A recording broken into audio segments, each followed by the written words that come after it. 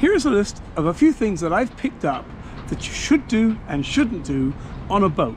This is an incomplete list, and this is my list. This is just a few things that I have found out by doing things right and doing things wrong. Always check the weather. Even if you're not planning on taking the boat out, check the weather, because it's easy. It's on your computer, on your phone. Just check the weather every day. Get into the habit of checking the weather, because even if you're in a marina like this and there's rain coming and you've left the hatch open and you leave, you're going to come back to a wet bed. Not fun. So just check the weather every day. Get into that habit.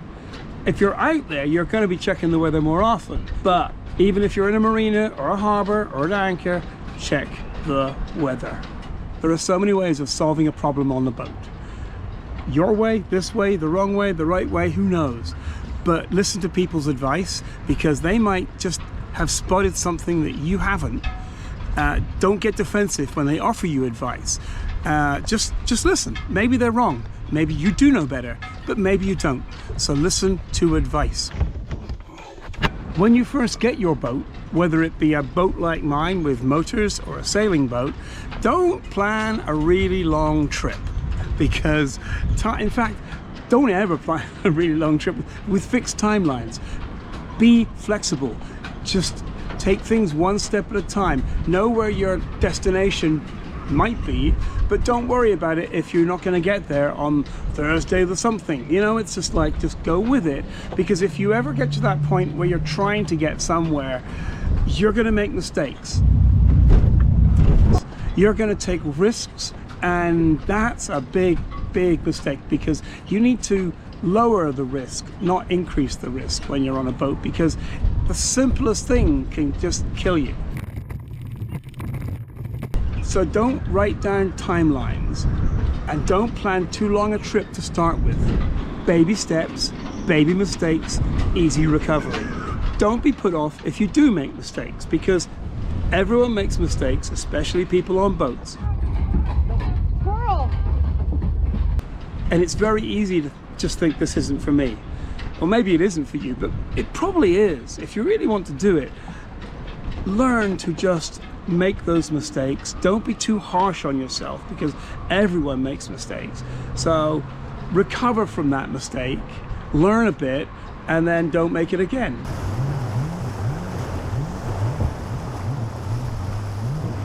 Do not be overconfident. Overconfidence will get you into so much trouble.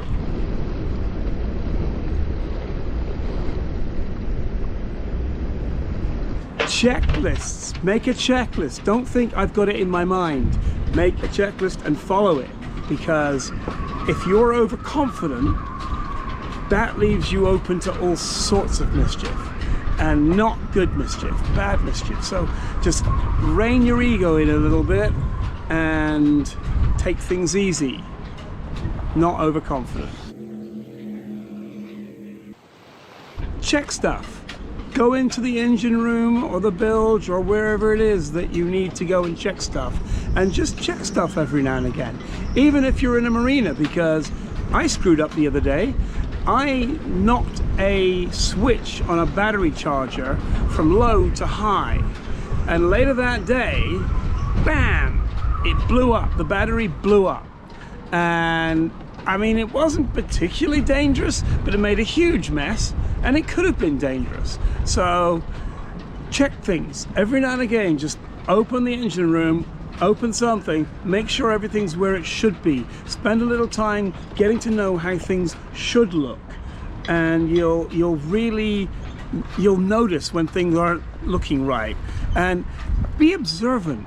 If you smell something, find out what the smell is. If you hear something, well, you know, it's like, just investigate, because it might just be a fender slapping on somewhere, but it might just fall off and you'll lose it.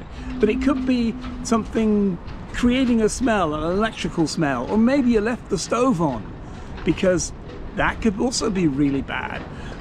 Check things if you have any suspicion of not being quite looking, sounding, smelling, anything just not quite right.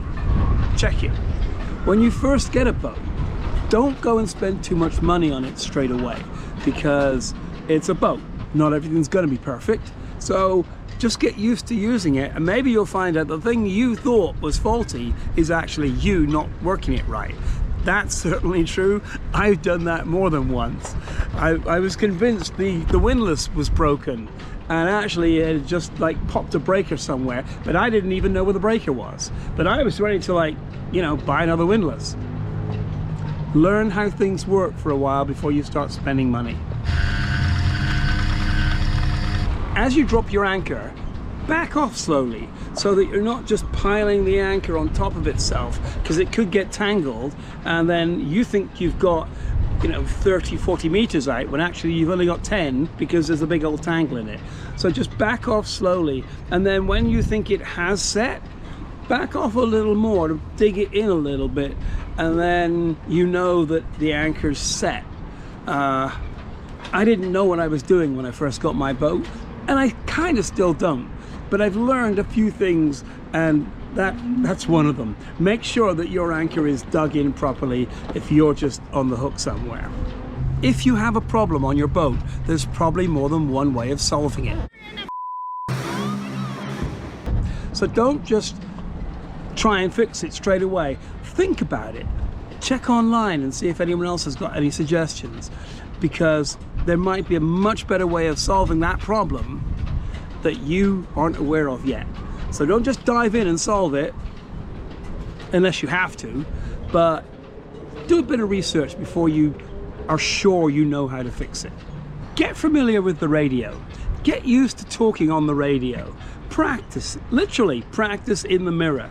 Just practice, because there's nothing, well, there are a few things sillier, but when you hear someone who's like completely novice on the radio and they don't really know what they're doing, and you can hear they don't know what they're doing, they sound nervous, and they're not actually communicating as well as they should at that point, because they're not really understanding what the person's saying. So just practice on the radio, and there's all sorts of courses you can do on the radio online. And if you go across the channel, you actually need to have a radio certificate to go on the canals and waterways.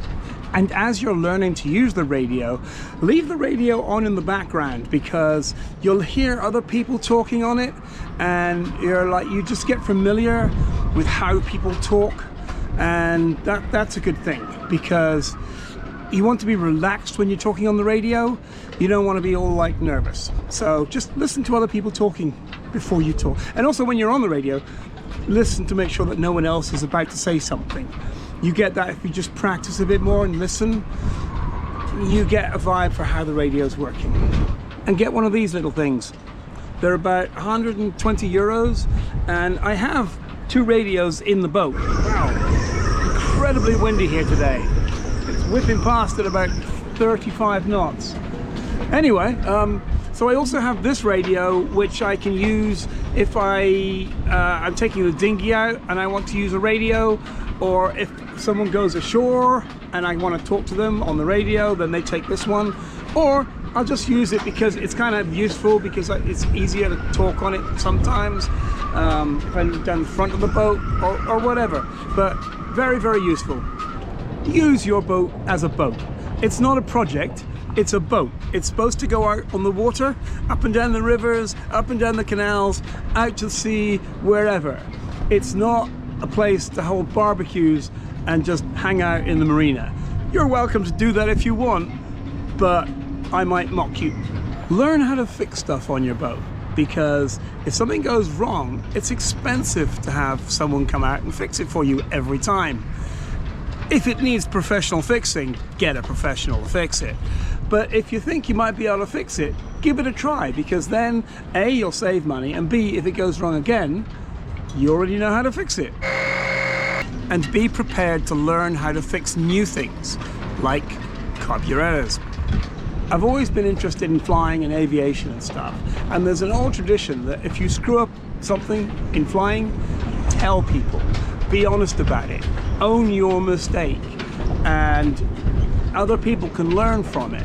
If you just try and hide it, other people are going to make that mistake and they could die. So Own your mistake, be honest about it, tell people about it, and then it helps everyone, and that's for the greater good. I know sometimes it's really embarrassing. I've done some really stupid things and I've learned, but own them, just be honest about it. If you're going to have a guest on board for more than a couple hours, let them know that safety is also their responsibility, and they should not be concerned if they see something that they don't think is right. They need to tell you so that you can confirm it's okay. But it's like they also are part of the boat crew, and you have to listen to them. Even though you know more about boats than they do, they might spot something that you missed. So let them know to alert you if there's any concern at all, or they see something that doesn't look right. Let them know to tell you, and it just makes everything better on the boat and safer. If someone invites you on their boat for drinks, cocktails, whatever, bring a beer, bring a bottle of wine. It's just friendlier. If you show up with nothing to drink, they'll be nice to you, but you might not get invited back. This is a very incomplete list of things, but I hope someone got a little bit of information from it. Don't subscribe. Well, you can if you want to, but really just comment, ask questions, because that helps the algorithm, and more people will get to see this, and then I'll be rich and famous.